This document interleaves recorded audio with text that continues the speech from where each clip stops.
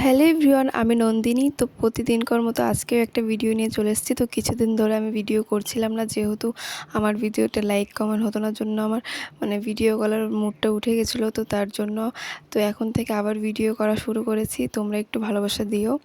তো এখন আমি রেডি হয়ে নিই, স্নান টান করে রেডি হয়ে নিয়েছি, যেহেতু আজকে দ্বিতীয় সোমবার। তো পূজা করব, তো তার জন্য শ্রাবণ মাসের দ্বিতীয় সোমবার। তো এখানে সব কিছু আমার গোছানো আছে, তো তোমরা দেখতে থাকো। আর কিছু কথা আছে, তো তোমরা আমার ভিডিওতে প্লিজ একটু লাইক কমেন্ট শেয়ার করে দিও।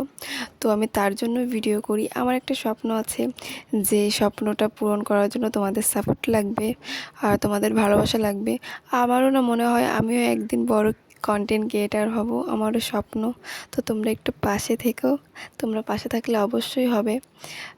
তোমরা পাশে থাকলে সব কিছুই সম্ভব।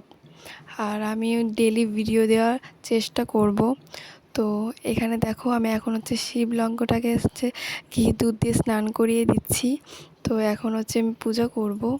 তো দেখো, আমার সব কিছু গোছানো কমপ্লিট। এখানে দুধ কলাও দিব, যেহেতু আমাদের মনসা গাছ আছে লাগানো।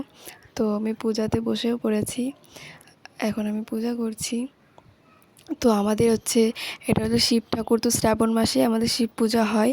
তো কিছুদিন পর শিব পূজা, তো এই ভিডিও তোমাদের সঙ্গে শেয়ার করব। আর আমি ডেইলি ব্লগ দেওয়ার চেষ্টা করব। তো তোমরা প্লিজ আমাকে সাপোর্ট করো, এইটুকুই চাই, আর কিছু চাই না।